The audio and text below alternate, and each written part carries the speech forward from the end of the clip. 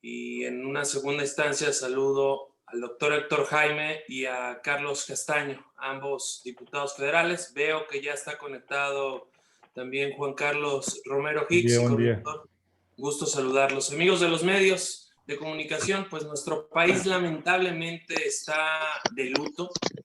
México está viviendo una tragedia humanitaria por el mal manejo de la pandemia. El gobierno de Morena es el responsable de esta negligencia criminal. Estamos a unas cuantas horas de superar oficialmente las 100,000 muertes por la pandemia, la cual, como ustedes saben, se agravó por la incompetencia y la cerrazón del gobierno. Al llegar a las 100,000 muertes, Acción Nacional realizará una jornada de luto en todos nuestros comités municipales, estatales y nacional, en nuestros grupos parlamentarios, tanto de diputados como de senadores. Nosotros queremos visibilizar esta tragedia humanitaria. Esa es la cifra oficial, 100,000 muertos. Pero los expertos dicen que ya sobrepasamos las 200,000 personas fallecidas, que somos el segundo país con más muertes en el mundo.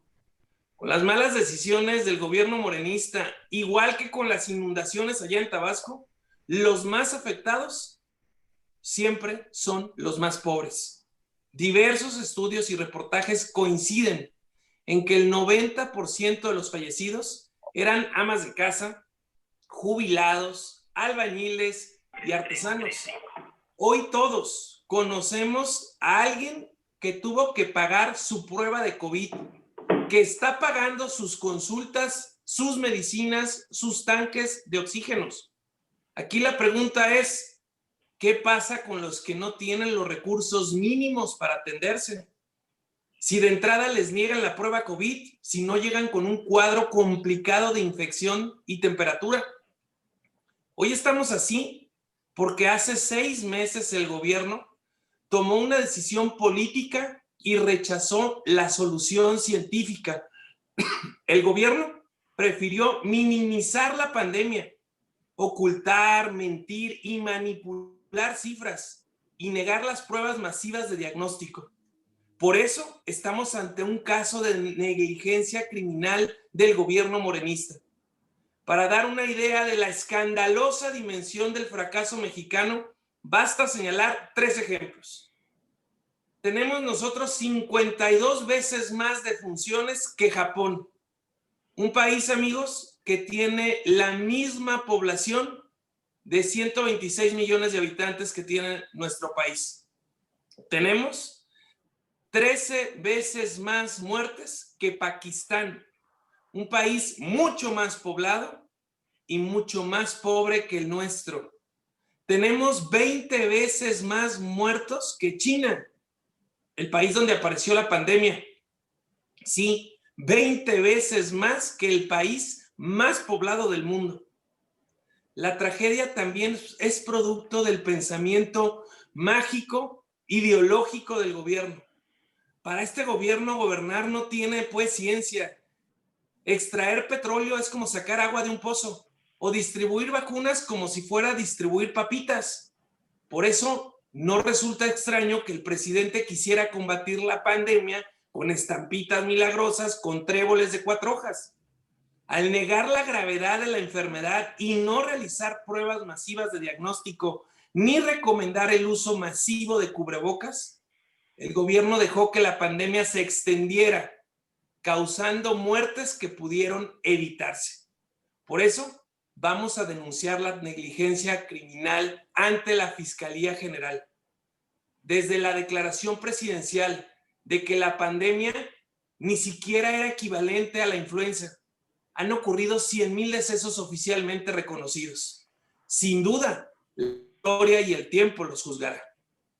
La única política consistente en este gobierno ha sido la mentira, el engaño y la simulación. Recuérdenlo, primero dijeron no pasa nada. Después dijeron ya domamos la pandemia.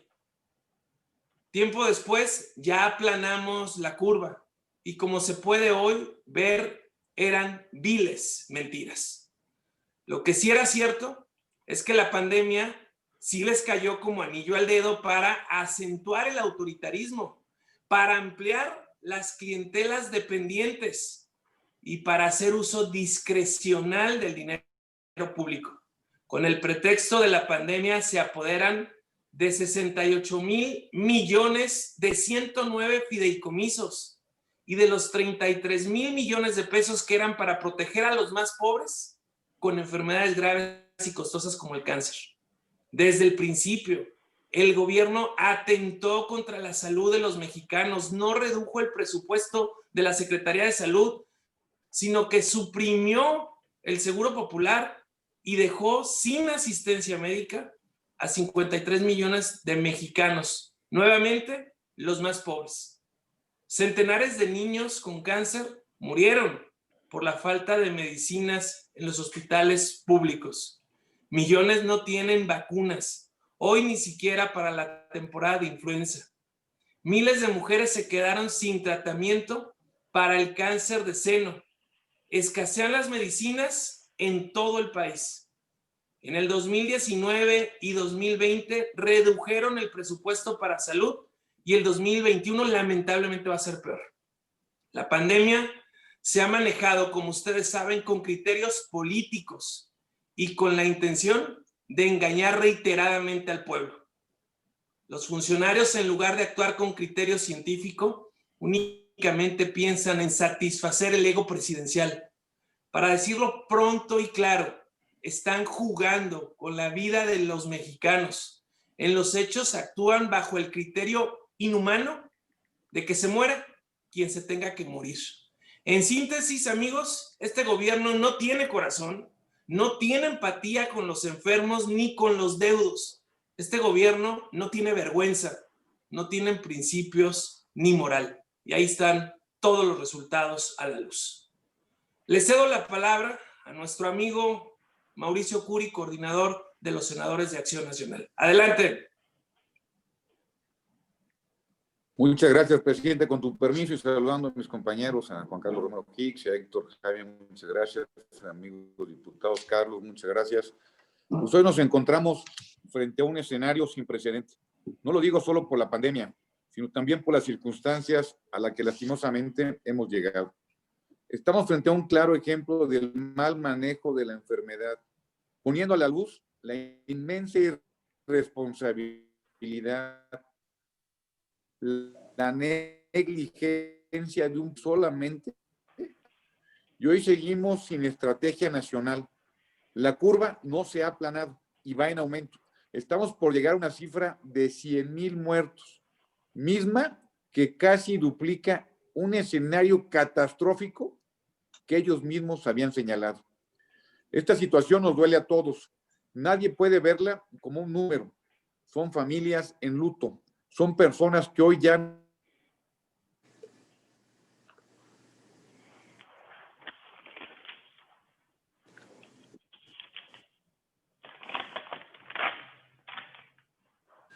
Creo que perdimos al coordinador. No sé si ahí me escuchan, se me fue. Adelante, coordinador Curi, te escuchamos nuevamente. Perdón. Muchas gracias. Les comentaba que esta situación nos duele a todos, que nadie puede verla solo como un número. Son familias en luto, son personas que hoy ya no están, son amigos que se adelantaron, que tal vez pudieron seguir aquí si se hubieran aplicado más pruebas, si se hubieran existido mayores medidas de prevención y una verdadera estrategia federal. En Acción Nacional entendemos eso y externamos nuestras condolencias a las familias, a los médicos y todo el personal de salud que han mostrado su valentía en esta batalla, pero también a todos los que han perdido a un amigo, a un compañero o a un ser querido. El país entero está en duelo. Llevamos meses así y queremos honrar a quienes ya no están, alzar la voz por quienes fueron guerreros contra este virus. La Jornada Nacional de Luto por los 100,000 fallecimientos es precisamente por ellos, para que nadie se olvide, para que nadie los esconda. Todos sabemos que las contradictorias declaraciones por el Poder Federal y algunos personajes del sector salud confundieron más a la sociedad. Sus malos ejemplos y terquedad inspiraron a miles a dejar de usar el cubrebocas, propagando más el virus.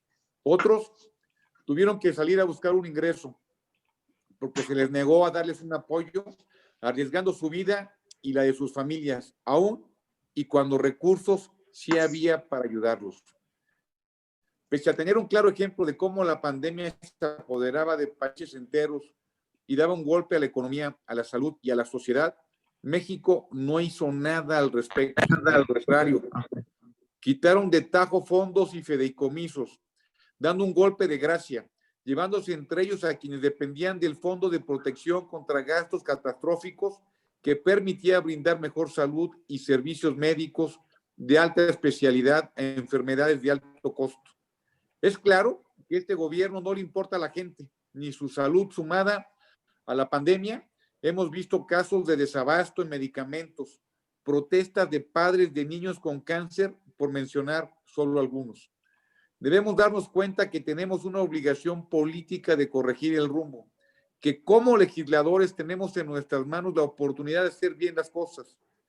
Desde el principio lo dijimos, dimos propuestas para aliviar la situación y advertimos de este escenario al que nos enfrentamos. Desde el Senado señalamos que era urgente y necesario convocar al Consejo de Salubridad Nacional con los mejores científicos del país, decretar obligatorio el uso de cubrebocas y distribuirlo masiva y gratuitamente, comprar a principios de marzo ventiladores y decretar la sana distancia, reconvertir hospitales, es decir, equiparlos para atender solo a enfermos de COVID, realizar millones de pruebas y aislar casos como recomendaba la Organización Mundial de la Salud. También hemos insistido por la economía de las familias, que desde antes de la pandemia no iba bien y sumada a esto ha ido empeorando, viéndose afectadas miles de personas. Hoy los datos son claros, los salarios han bajado hasta un 20%. Empresas han tenido que cerrar y se han perdido millones de empleos. No se trata solo de una propuesta. Nosotros buscamos que se tenga un ingreso para dar un respiro a las familias que hoy no tienen que llevar alimento a casa. Por eso presentamos una iniciativa de ley de emergencia económica, pero no nos han escuchado.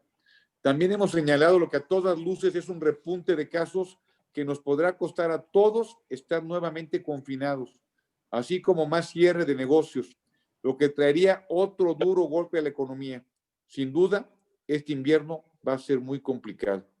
Ante esto, propusimos ya en el Senado un seguro de desempleo para beneficiar a miles de familias de trabajadores que perdieron o perderán su empleo, buscando con esto darle certeza a las y a los mexicanos. No podemos quedarnos de brazos cruzados, es tiempo de acción. Seguiremos alzando la voz por una mejor atención, por un cambio de estrategia que beneficie, que permita rescatar a México, que pueda aplanar la curva de contagios y muertes por el COVID. También continuaremos trabajando para evitar una crisis social, económica y mejorar la salud. Apostemos por un mejor país que sí crea en la ciencia y la apoye, que sí quiera que el país avance. Es tiempo de ver cómo sí podemos hacer las cosas para bien, cómo sí podemos apoyar. Sí hay de otra cuando se quiere, cuando en verdad se pone a las y a los mexicanos como prioridad y se ve por el bien común. Es tiempo de dejar de lado los caprichos y trabajar para sacar adelante a México. Por ello, honremos a miles de familias que hoy extrañan a alguien en su mesa. Honremos a miles de mujeres y hombres que dieron su vida por salvar la de los demás. Honremos a aquellos que hoy podrían estar aquí y desafortunadamente se nos adelantaron. En su memoria, recordémosles que no están solos, que su partida no debe quedar impune. Alcemos la voz juntos para frenar la incompetencia, la insensibilidad y la indiferencia. Muchas gracias. Muchas gracias, coordinador Mauricio Curi. Ahora le damos la palabra a nuestro coordinador en la Cámara de Diputados, a Juan Carlos Romero Hicks. Adelante, coordinador. Buen inicio formal de semana. Saludo al jefe nacional, a mi amigo senador Mauricio Curi, a nuestros compañeros y amigos, el doctor Héctor Jaime Ramírez Barba, por mucho el estudiante más avanzado en materia de salud en todo el Congreso mexicano, tanto en la parte federal como en la local, y a nuestro vocero Carlos Castaños. Inicio por una condolencia. Hoy lamentablemente por la mañana murió Samuel Rodríguez, el director de protocolo de la Cámara de Diputados de 1998. Un funcionario ejemplar, humilde, sensible y sobre todo con orgullo de ser un servidor público para poder presentar lo mejor del Congreso de la Unión. El tema de hoy es la salud. Hay conductas personales que nos han sido solicitadas y en las cuales hemos venido ya cambiando nuestras conductas, pero hay conductas públicas en donde no hay mayor avance.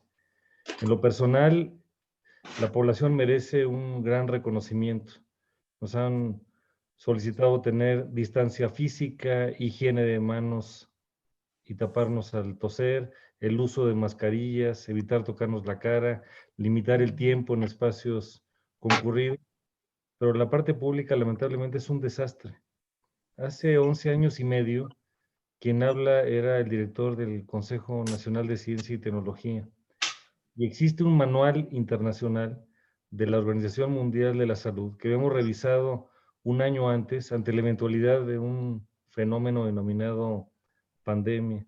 Y hoy lo que estamos viendo son mensajes gubernamentales contradictorios, insuficientes, soberbios y de una ineptocracia que carece de la menor empatía. Acabamos de procesar la semana pasada el presupuesto de egresos en San Lázaro. ¿Y qué es lo que tenemos? Primero, cada vez menos recursos para la salud. Se eliminaron las bases del Seguro Popular, se destrozó todo lo que se ha venido haciendo, se crea el INSABI, al día de hoy no tiene reglas de operación y no sabe ejercer recursos, no hay dinero adicional a las entidades federativas. La Auditoría Superior de la Federación ya ha venido detectando que hay falta de comprobación de gastos y junto con esto no hay dinero para medicamentos en el año 2021, no hay dinero suficiente ni para las vacunas que van más allá de la pandemia. No hay dinero, no hay recurso para la vacuna en la intención que compartimos de que sea gratuita y universal. Hay un descuido inmenso para los trabajadores. Nos envían médicos cubanos que vienen prácticamente a hacer turismo, pero que no tienen la preparación necesaria para poder apoyar todo el proceso de políticas públicas en el país. Y segundo, hay una descalificación muy grande, de forma tal que los que están en cargos de autoridad mienten, traicionan y corrompen.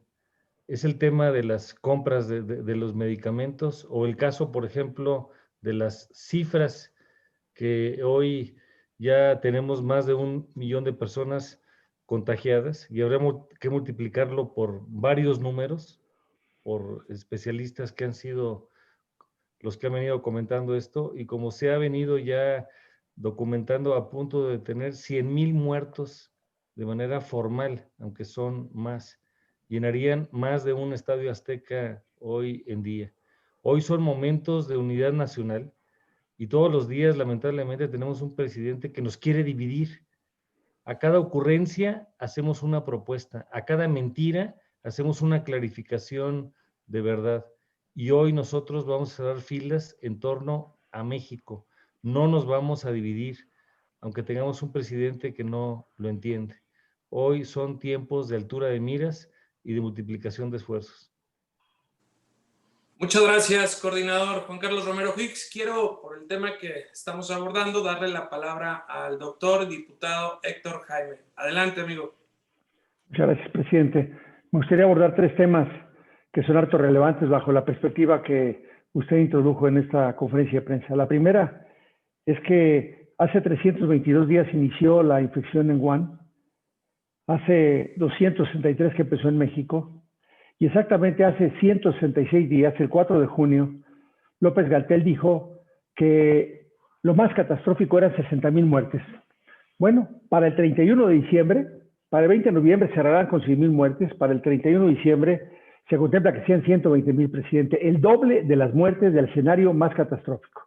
¿Esto qué traduce? Pues la falta de visión, la falta de planeación y la falta de actuación. a estas alturas siguen sin entender los protocolos básicos propuestos por exsecretarios y por expertos de otros países, incluyendo la Organización Mundial de la Salud. Seguimos siendo el país más bajo, inclusive que el Ecuador, que Honduras, que Perú, de pruebas por cada caso confirmado. Al 16 de noviembre, solamente 2 pruebas por cada caso. Si aparte restamos que muchos tenemos más de una prueba, pues el número de pruebas realmente estamos haciendo cuando ya llegan gravemente enfermos. La segunda cosa preocupante es que están muriendo en sus hogares, presidente. Están muriendo más de 9,000 personas en sus hogares en estos últimos 2 meses, en donde no han cambiado la política de que el paciente llega rápido a un hospital, pues se están muriendo en sus casas y es una verdadera tragedia. Presumen de camas vacías, pero ¿cómo no va a haber camas vacías si están impidiendo que las personas puedan llegar a este mecanismo? Y se puede impedir de varias maneras. La primera es diciendo que no es tan serio. Sigue el presidente haciendo conferencias sin cubrebocas, siguen en todos los ejemplos utilizados por la Federación sin manejar los 3 temas básicos. 1, el uso de cubrebocas. Segundo, el rastreo de contactos sigue siendo nulo. Y por último, un aislamiento efectivo. Estas 3 experiencias, cuando se revisan con países como los que hizo referencia, como Japón, inclusive como con Corea, que es muy exitoso en el continente americano, con Uruguay, evidentemente que no están haciendo las cosas bien y eso es negligencia criminal absoluta. Si sumamos a eso los efectos ahora en el presupuesto, presidente, en el caso de medicamentos, para el próximo año son 9,000 billones de pesos menos. Suprimieron a cero el seguro médico del siglo XXI con más de 2,000 millones de pesos, un fideicomiso en programa año a año con reglas de operación que atendía a menores de 5 años. Más de 4.5 millones de mexicanos en todo el país, niños y niñas con malformaciones congénitas, con temas de terapia intensiva, van a quedar sin atención garantizada, porque la Federación lo único que hizo fue suprimirlos y supuestamente mandarlos al tema de salud. También, sumando otra supresión de otro programa, la disminución real en medicamentos son 9,000 millones de pesos y en vacunas 7% menos que hace 2 años. Señalar además, presidente, que va muy tarde otra vez la licitación de vacunas. La falta de vacunas en México es una realidad, como BCG, como tuberculosis, como papilomavirus, porque no pueden decir ellos que es por corrupción, presidente. No hicieron los pedidos, ni siquiera fincaron los pedidos habiendo el recurso. De forma tal que quizás lo que ellos hicieron ahora al firmar el compromiso para la COVID es poner en riesgo a muchísimos mexicanos, los más pobres, para poder dar quizás un anticipo, y digo quizás porque todo ha sido en absoluta opacidad, presidente. No hay un solo peso presupuestado, a pesar de que todos insistimos y Acción Nacional ha insistido desde junio, julio, agosto, que se hiciera la reserva presupuestal para ir a comprar la vacuna. El gobierno federal ha mostrado firmas y que ha habido hasta experimentos en México. No hay un solo registro formal del tema y no hay un solo peso asignado en el presupuesto, presidente. Entonces, en medicamentos, 9,000 millones de pesos menos. En presupuesto para salud de los más pobres, el 16% menos con respecto al año pasado. Es una tragedia porque de 135,000 millones de pesos que en teoría se ejecutaron este año, en 2020, son todavía 16,000 millones de pesos menos para el 2021. Pues ¿cómo va a haber medicamentos? Y por último, lo que se está haciendo de medicamentos para el próximo año estará todavía sumándose muchas más muertes y mucho más dolor evitable, porque el gobierno federal, al hacer esta tercería con la UNOPS, ya va fuera de tiempo. Los medicamentos que están contratando de manera internacional estarán llegando quizás para abril o para mayo, con un tema muy serio, tanto para la vacuna COVID como para el resto de las vacunas. No eliminaron el mecanismo de distribución eficiente que había en México y hicieron un mecanismo de distribución para el Estado, pero pensaron que era distribuir papitas. No se dan cuenta que falta una red de frío y evidentemente al no haber red de frío está faltando la vacuna, no está llegando a su tiempo. Hay vacuna comprada a tiempo que está en los almacenes de la Federación, presidente, y que no ha sido distribuida por la incapacidad que tienen este gobierno federal. En conclusión, muy malas señales para este año, muy malas señales para el próximo año. Para marzo se calcula que el número de familias enlutadas sean 145,000, presidente, y esto es algo muy serio. Yo creo que la presión que se tendría que estar haciendo con los órganos auditores, hemos denunciado penalmente al titular del INSABI, al titular de la COFEPRIS y al propio secretario de Salud que se separen de su cargo para que se revise. Sigue sin haber respuesta para que esta auditoría que solicitamos como Acción Nacional, que viniera alguien externo a decir, frenen esto y caminemos para adelante. Y por último, el síndrome de la soberbia absoluta, el síndrome de Ibris que les caracteriza, porque el documento presentado por gente con muchísima experiencia, como los exsecretarios de salud, para tratar de atajar en 8 semanas que no siga habiendo muchas más muertes, sigue estando en el olvido para este tipo de autoridades federales, presidente. Es cuanto. Muchas gracias, doctor Héctor Jaime. Pues adelante, Laurita, con las preguntas de los compañeros de los medios de comunicación. En la conferencia también se encuentra Raimundo Bolaños, director general jurídico, y el vocero Fernando Herrera. En cuanto a las preguntas, la primera sería para Rubén Pasquel de Grupo Mármol. Marco, coordinadores, buenos días. Marco, ¿debe renunciar Gatell ya a su puesto? No, tendría que haberlo hecho, amigo Rubén, desde el inicio de la pandemia, desde que asumió de forma inconstitucional las atribuciones que le correspondían al Consejo de Salubridad General, desde que se negó a usar las mejores prácticas profesionales en el mundo y que aquí simple y llanamente buscaba atender las indicaciones del presidente López Obrador en un asunto que tendría que ser llevado de manera científica. Le ha quedado muy grande el encargo y además no ha permitido, no ha dejado al Consejo de Salubridad General que asuma en plenitud sus atribuciones ante una crisis de este tamaño. Debería de haber renunciado y de no hacerlo, el presidente debería de haberlo corrido. Gracias, Rubén. Doctor, perdón, ¿cuánto va a costar la vacuna cuando llegue a México para cada mexicano? Con todo gusto. Doctor Jaime, adelante. Con todo gusto, Rubén. El cálculo es que si es una dosis unitaria, serían $10 por persona. El cálculo para el próximo año serían 20,000 millones de pesos. Si la vacuna que llegase es la Moderna, serían $50 por vacuna, porque se ocuparían 2 dosis y cada dosis puesta sería de $25. Cubrir el 70% de la población en los próximos 2 años estaría costando alrededor de 45,000 millones de pesos, Rubén. Rodolfo Montes, de Peninsular. Sí, buenos días a todas, buenos días a todos. Marco, en su ánimo de visibilizar esta Jornada Nacional de Luto y esta denuncia ante la Fiscalía General de la República por esta negligencia del gobierno de la 4T, ¿habría manera de enviar un documento oficial al titular de la Organización Mundial de la Salud para hacerle ver esta situación que está padeciendo nuestro país? Por supuesto que sí. Habría manera, ya lo hicimos. Ya en días anteriores hemos dado cuenta de cómo se está llevando de manera inadecuada toda la gestión de la pandemia aquí en México. Cómo no se ha hecho caso a las recomendaciones iniciales de la Organización Mundial de la Salud. Ellos ya saben del pésimo desempeño de las autoridades mexicanas y nosotros hoy lo que haremos es decirle a la Fiscalía General de la República que cumpla con su propósito de investigar, que demuestre que es autónoma y que entonces esta denuncia de negligencia criminal la procese, sean quienes sean los responsables. Misael Zavala, del Heraldo. Hola, buenos días.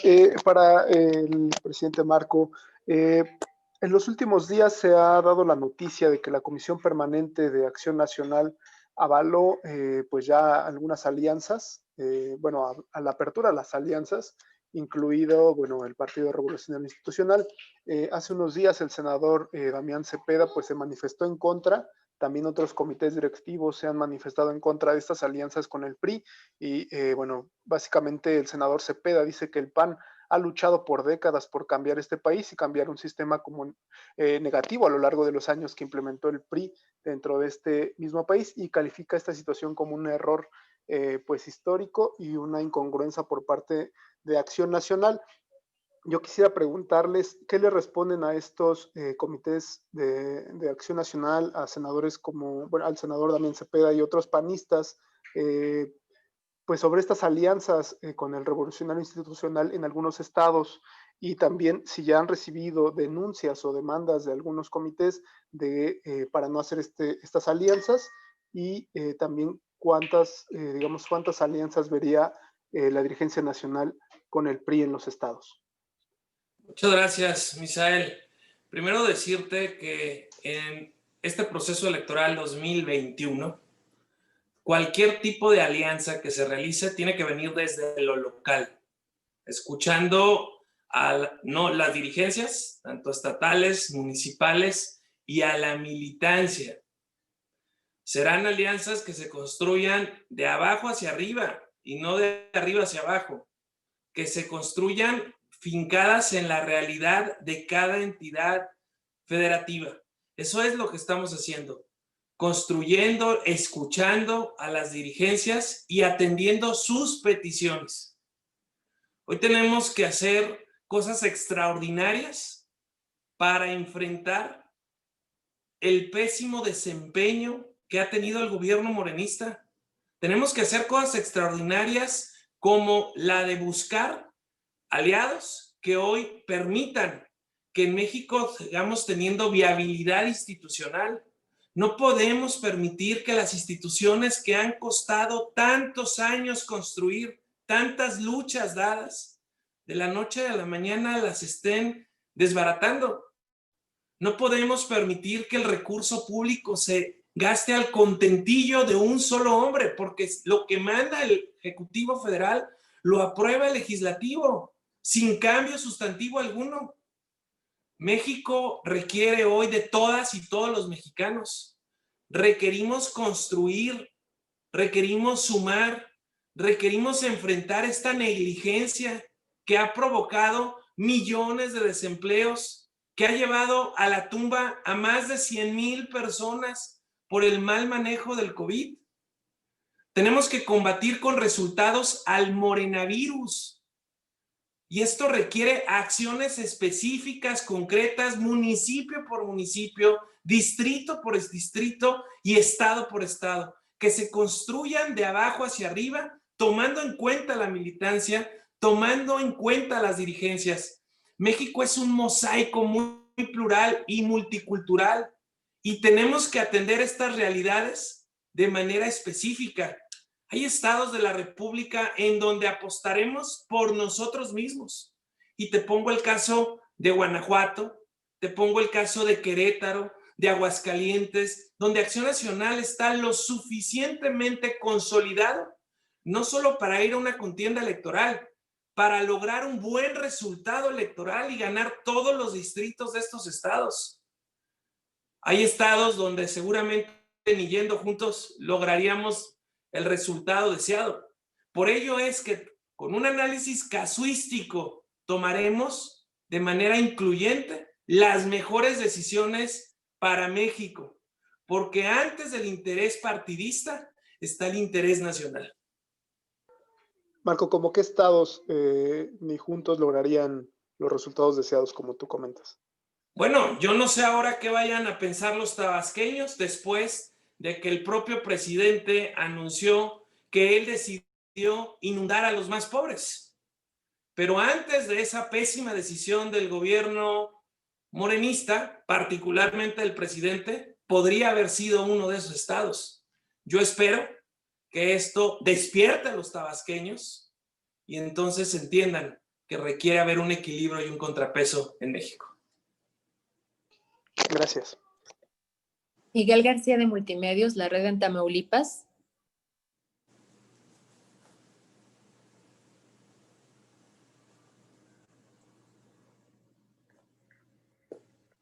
Si no, Arlet García de Cadena Política. Buenos días a todos, y quisiera hacer esta pregunta principalmente al doctor, ya que sí está abordándose pues este tema de salud que cada vez lo vemos más complejo y pues sí, un panorama muy drástico en nuestro país.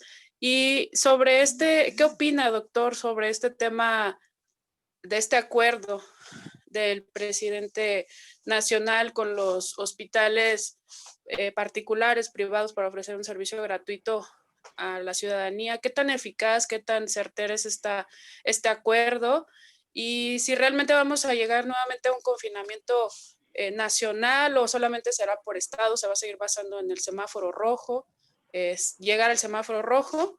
Esas serían principalmente mis preguntas. Adelante, doctor. Gracias, Arlet. Mira, el presidente hace como 4 meses señalaba, el presidente Cortés, que era muy relevante que el Sistema Nacional de Salud está integrado no solamente por las instituciones públicas. La Red Nacional de Salud está instalada también por el sistema público, por el sistema privado, por el sistema de asistencia social. Y qué mejores ejemplos de hospitales y de uniones con los medios privados muy denostados por la 4T que han dado resultados. A mí me parece afortunado el saber que el Sistema Nacional de Salud y que el propio gobierno federal reconozca que puede utilizar otros medios que están disponibles, que de hecho atienden a más de la mitad de la población, a veces en consultorios aledaños a farmacias, en ocasiones en hospitales certificados de alta especialidad.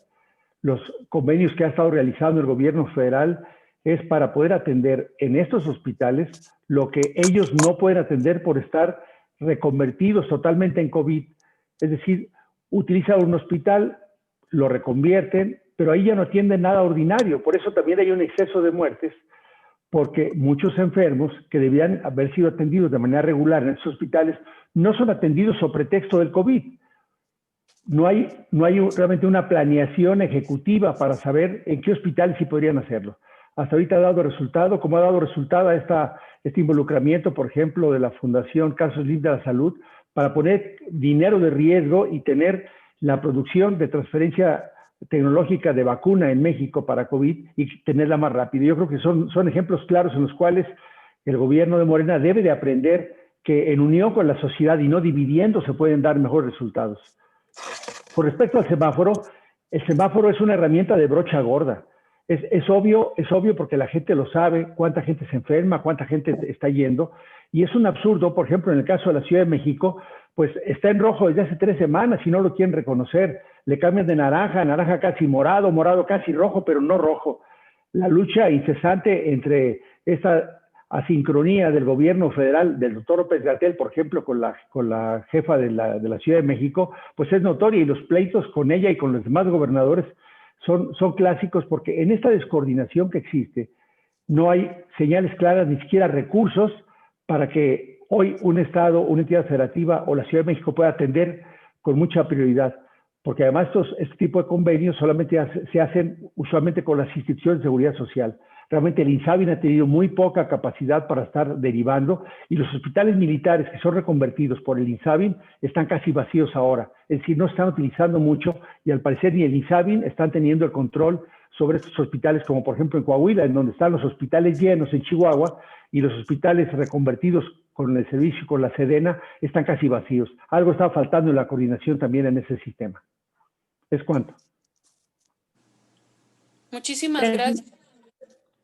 Gracias. Francisco García de Arsenal.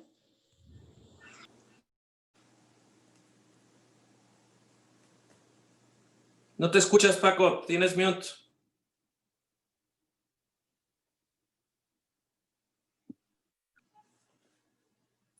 Sigues teniendo mute, Paco. ¿Ya se lo quité? ¿Ya?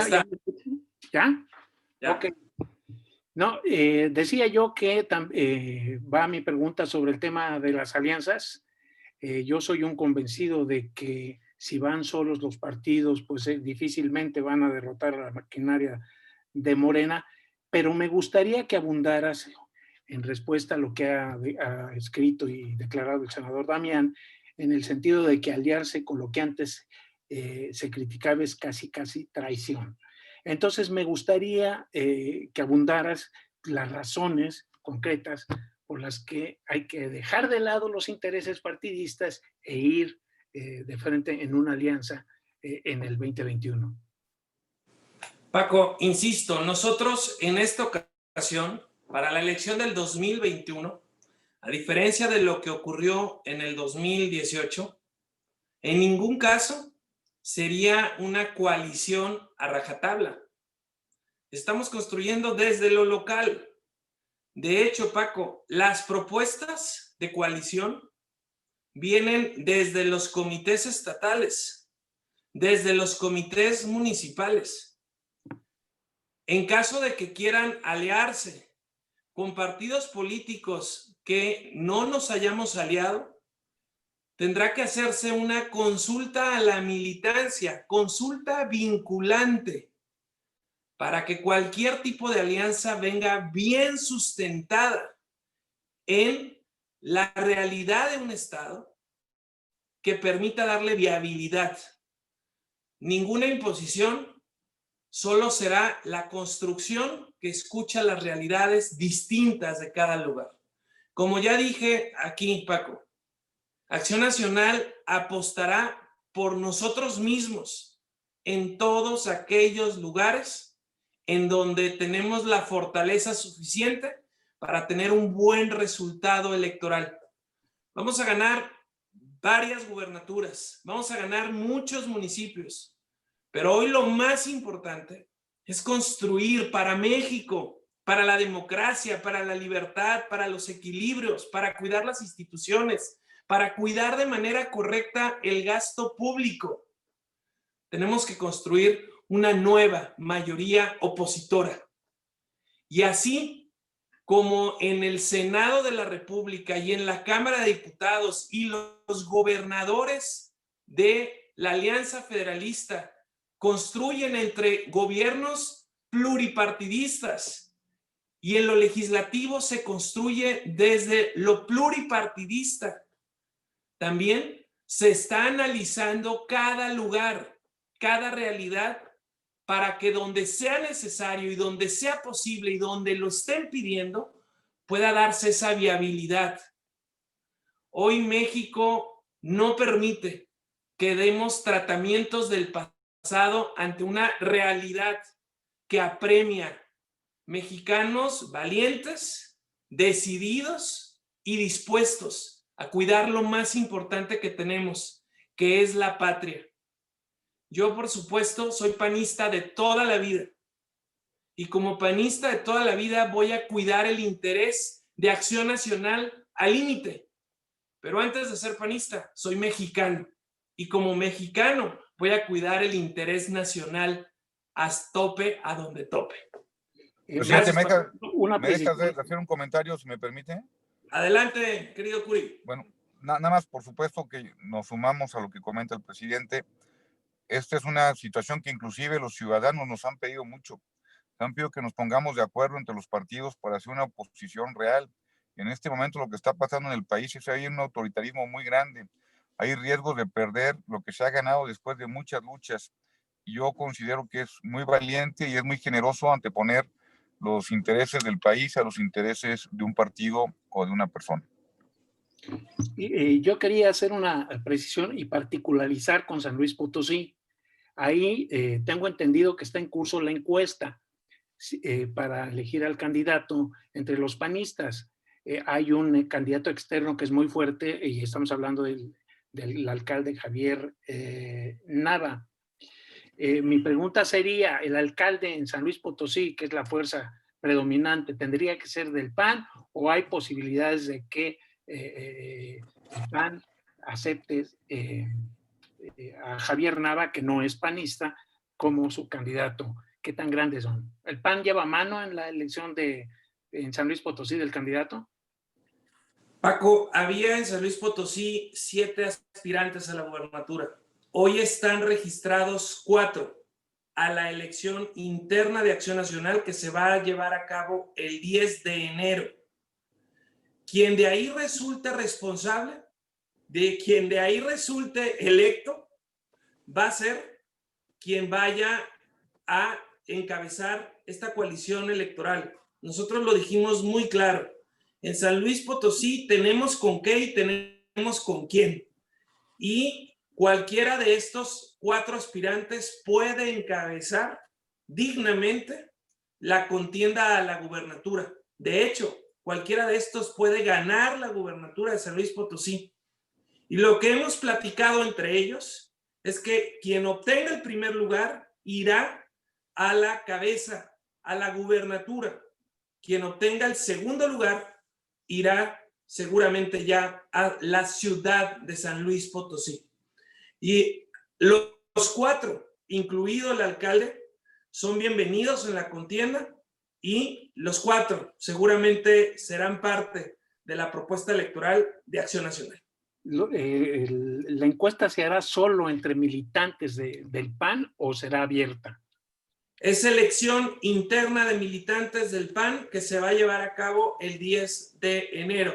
Antes, Paco, va a haber encuestas que se van a poner a disposición de los militantes para que conozcan cuál es la situación electoral con cada uno de ellos y que tomen la mejor decisión con la mayor información posible. Sí, porque siento que allí el padrón es muy pequeñito. Tengo entendido que son 20,000 militantes. Entonces, elegir un candidato por solo 20,000 personas, pues es un poco arriesgado, ¿no? Por ello es que se va a poner antes de la jornada electoral las encuestas a disposición de los militantes para que se formen criterio y tomen la mejor decisión en beneficio de San Luis Potosí. Gracias, Paco. Gracias. Félix Muñiz de Ángel Metropolitano. Gracias, muy buenos días, Marco. Buenos senadores, buenos días a todos. Aparte, pues los Morena encabezados por Javier Hidalgo, pues han anunciado una demanda en contra del Partido Acción Nacional por, según ellos, sabotaje. Para el senador, preguntarle, mañana se discute en el Pleno lo de la aprobación de la marihuana y la aparición del fuero, si ya llegaron a un con estas dos leyes, y el diputado Hicks, preguntarle, el coordinador de los diputados de que con el presupuesto que aprobaron, se acaba de una minoría rapaz, y ver si, y qué es un social. Es mis preguntas, gracias. Adelante, coordinador Curi. Gracias. Seguimos platicando dentro del Grupo Parlamentario de Acción Nacional sobre el tema de la marihuana. En este momento vamos en contra. Seguimos platicando. El día más tarde tendremos otra reunión, pero el posicionamiento del Grupo Parlamentario a favor de la sería en contra de la marihuana, de la legalización de la marihuana. Respecto a lo del fuero, nosotros aprobamos el dictamen que salió en comisiones. Es un dictamen donde no nada más se le quita en las condiciones que quiere el presidente, sino también para los senadores y diputados. Hay ese cambio en la minuta y espero que no lo quieran cambiar ellos, porque pues ya salió así por parte de las comisiones. Espero que así lo saquemos esta misma semana y que no lo quieran cambiar como lo quería mandar el presidente, sino inclusive hacerlo también para diputados y para senadores. Adelante, coordinador Romero Hicks. Félix, ¿podrías repetir nuevamente la pregunta, por favor, que no estoy seguro de Coordinador de los diputados de Morena, que se aprobó el presupuesto, que con este acababa pues un sistema de una minoría rapaz. No sé si ahí me escuchan. ¿Ahí me escuchan? Sí. Sí. Bueno, que el coordinador de los diputados de Morena aprobó el presupuesto y dijo que con esto se negocios de una minoría rapaz y que era esto social. ¿Tú coincides con eso? Absolutamente falso. Miente, traicionan a los mexicanos y de cara al país, el presupuesto aprobado por la Cámara de Diputados es un retroceso al pacto federal.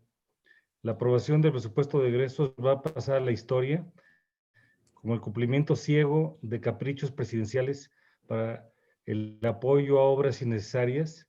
Le da la espalda a un país que vive uno de los momentos más apremiantes por la emergencia, con más de 1 millón de personas contagiadas y 100,000 personas que están a punto de perder la vida. Tiene una durísima etapa en la gobernanza del país, porque no tiene un gramo de federalismo ni de vida municipal. Nosotros así lo advertimos, y el bloque de contención en la Cámara de Diputados hizo una propuesta muy seria, argumentada, con reasignación de recursos del orden de 115,350 millones del presupuesto de egresos para atender lo que este presupuesto no atiende. Uno, y el orden no tiene una prioridad jerárquica. Uno, el campo. 22,500 millones de pesos. 2, la vacuna, que tiene la máxima prioridad, 33,000 millones, se negaron a hacerlo. A educación, 13,500 millones de pesos. A seguridad, y es una atribución concurrente de municipio, estado y federación, desaparece en el Fondo de Seguridad del FOSEG, 4,500 millones de pesos. Siguiente, a las micro, pequeñas y medianas empresas, 3,500 millones de pesos. A conservación de carreteras, al menos 5,000 millones. Hay 8 carreteras en todo el país que se van a atender. Nunca desde la Revolución Mexicana había habido tanto retroceso en la atención de carreteras. En el tema del agua, 3,500 millones de pesos. En igualdad de género, 1,200 millones de pesos. En ciencia y tecnología, un incremento de 1,200 millones, de 1,150 millones de pesos. En el Fondo de Reactivación de Infraestructura, 15,000 millones. En el Fondo de Atención para COVID, 7,500 millones. En fondos regionales, 5,000. En suma, un total de 115,350 millones de pesos. ¿Quiénes son los ganadores perdedores del presupuesto de egresos? Las megaobras, las quimeras faraónicas, pero que lamentablemente lo que se ha aprobado no asegura recursos para atender la pandemia, ni la compra de vacunas que se requieren el año próximo, no dirige los fondos requeridos a gobiernos estatales ni municipales, abandona la seguridad pública, artículo 21 de la Carta Magna del país, no da estímulos económicos para la reactivación de la micro, la pequeña, la mediana empresa, el comercio, olvida el papel del Estado como promotor del desarrollo y el crecimiento nacional y en general no escucha las prioridades que deben de entenderse. Porque el presupuesto de egresos no solamente es del gobierno del presidente, tiene repercusiones en todos los 2,457 municipios del país y en las 31 entidades federativas. Es un retroceso de una ineptocracia soberbia y sin la menor empatía. Gracias, coordinador. Presidente, ¿me permite un segundo? Claro que sí. Adelante, Héctor.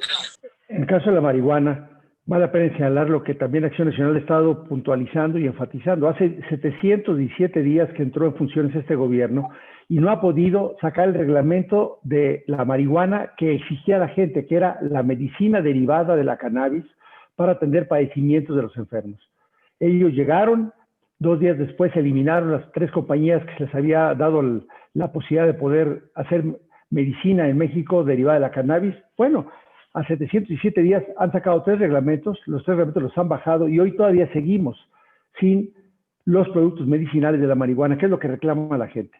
Y están muy preocupados ahora por sacar el Instituto de la Mota y sus análogos. Es una desgracia que no estén atendiendo lo importante y en este caso los productos de la cannabis medicinal siguen estando sin pretexto. Realmente no hay ningún pretexto para poder sacar un reglamento tan simple para que ya lo hubiera en México, presidente. ¿Es cuánto?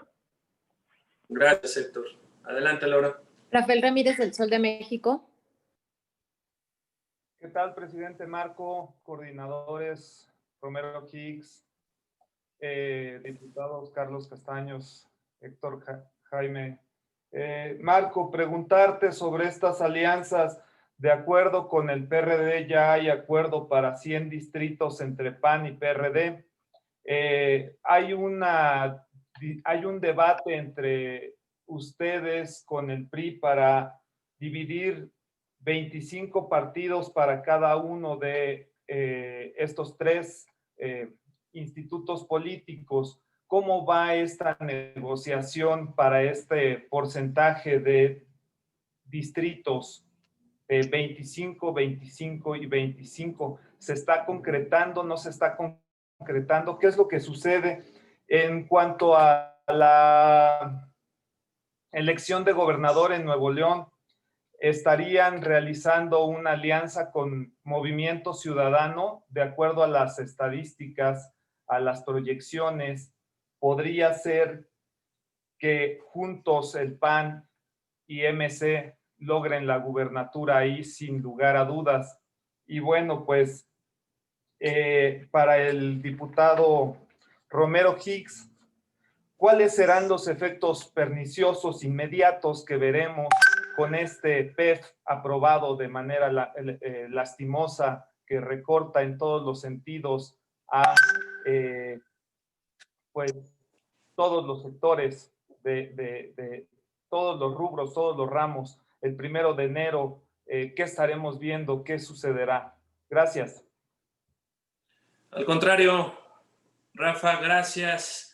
A ver, comentarte que son coaliciones distintas.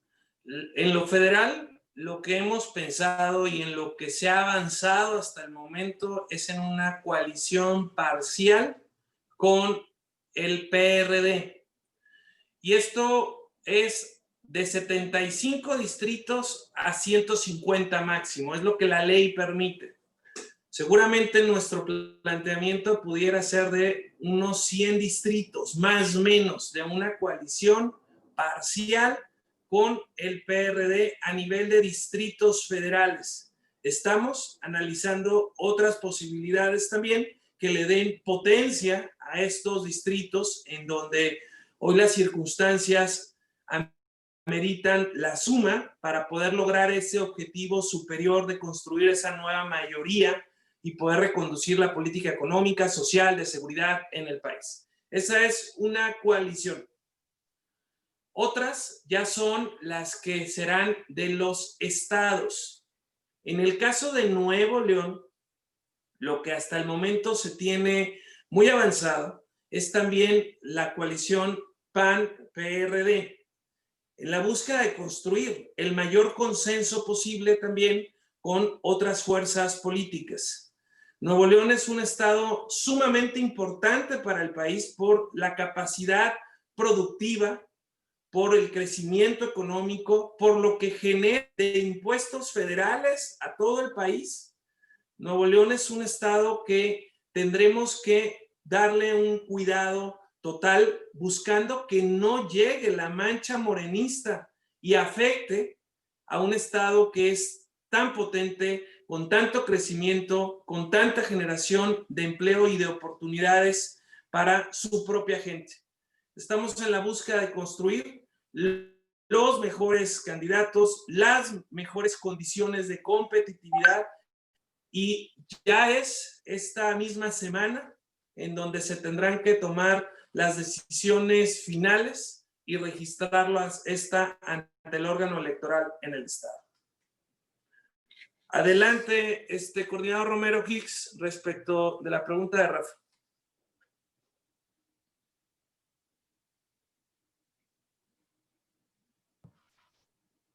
Gracias. Habíamos dado un comentario hace unos minutos. ¿Qué afectaciones tiene? Catastróficas. Primero, inyecta menos recursos que en el año 2020. Segundo, no van a llegar recursos para obras significativas a las entidades federativas y a los municipios. Tercero, no va a estimular la economía. Cuarto, no va a atender la pandemia. No hay dinero para vacunas, hay solamente para aleatoriedades y hay una serie de aspectos de la atención de pobreza y desarrollo social que no están comprendidos de manera suficiente. Educación, vivienda, agua, servicios básicos, alimentación, seguridad social. La lista es enorme y a mí me parece que no puede Morena ni la Alianza Juntos Haremos prehistoria, no historia, prehistoria, poder ver de cara y de frente al país sobre las grandes necesidades. Es una traición, un robo y una mentira del presidente de la República a los sueños, de los ideales de muchas de las personas que votaron por él, porque votaron por una esperanza y un cambio y no un retroceso. Y hoy tenemos un presidente que vive en el espejo retrovisor y no entiende que el pasado es un lugar de referencia y no un lugar de residencia. Veamos, por ejemplo, el caso de Tabasco. Una irresponsabilidad, error de diagnóstico en la conducción del tema de los cauces del agua, pésima forma de tratamiento y luego la mentira y el cinismo de reconocer que prefirieron dañar a los pobres en lugar de canalizar el agua a la capital en Villahermosa. Ese tipo de aspectos son una negligencia criminal, son una negligencia de una ineptocracia soberbia y carente de empatía. Es el tipo de afectación que vamos a tener y la lista es inmensa. Gracias, coordinador. Adelante, Laura. Última pregunta, Mayolo López de Rafa, si está abierta una rendija para que se alíe con el PRI. Gracias, Mayolo. Como he comentado, esta semana es determinante. Hasta hoy lo que tenemos ya concretado es un acuerdo PAN-PRD y, por cierto, mucha gente de la sociedad civil, de la sociedad independiente, en donde buscaremos generar una propuesta muy competitiva para ganar la gubernatura. Ya tendremos nosotros nuestro proceso de selección de candidato y donde damos la bienvenida a cualquier perfil, sea panista, no lo sea, sea de la sociedad, para que pueda buscar esta postulación. Iremos por los mejores candidatas y candidatos en el resto del estado y buscaremos tener el mejor resultado también en materia de distritos federales, yendo de los 12 por los 12 distritos federales de Nuevo León y construir ese objetivo superior de una nueva mayoría en la Cámara de Diputados. Gracias, Mayolo. Muchas gracias a todas y todos. Ya terminamos. Gracias, presidente, coordinadores. Nos vemos la siguiente semana. Gracias, coordinadores. Gracias, Gracias, diputados. presidente. Carlos, Héctor, gracias a todos. Hasta luego, saludos.